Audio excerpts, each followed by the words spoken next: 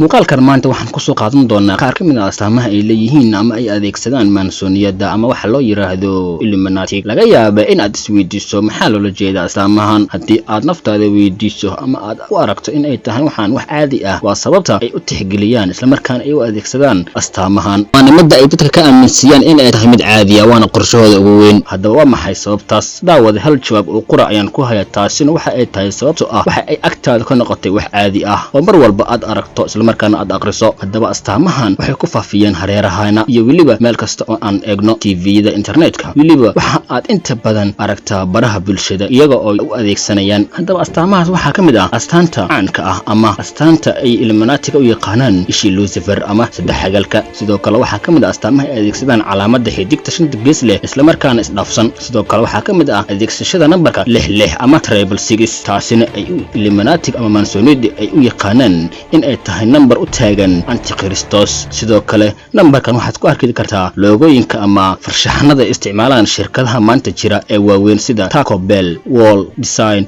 Google Chrome iyo shirkado kale. taasina waa sirta ku duugan ayna u adeegsadaan calaamad ahaan ama kood ahaan. sidoo kale calaamadaha ay adeegsadaan waxaa ka mid ah Skull and Bones, taasina waa sababta ay u adeegsadaan Illuminati. meelaha qaarkood ayaa waxaad ku arki kartaa in ay calaamadan u adeegsadaan digniin ama khatar sheegid, balse astaanta saxda ah ay u doonayaan ayaa ah in ay u isticmaalaan in iyagu ay tahay cibaado ahaan ama koodyo ay isticmaalaan lafaha madaxa. iyo weliba waxaa kaloo jira daawade astaamooyin badan oo iyaga ay aad u isticmaalaan. haddaba ha ku kadsoomin daawade. muuqaalkan muuqaalkiisa xiga ayaan ku qeexqeexi doonaa isla markaana ku kala dhigi doonaa maansooniyada halkay kasoo bilaabatay iyo weliba ujeedka ay leedahay. daawade hal talo ayaan ku siinayaa, waxaan kaaga digayaa inaad ka raadiso internet, maxaa yeelay inta badan internetka wax xaqiiqo ah oo ku saabsan maansooniyada kama helisid, waayo inta badan iyaga ayaa dugduuga isla markaana tirtiray si aad u helin ama aadan uga ogaan xoog badan.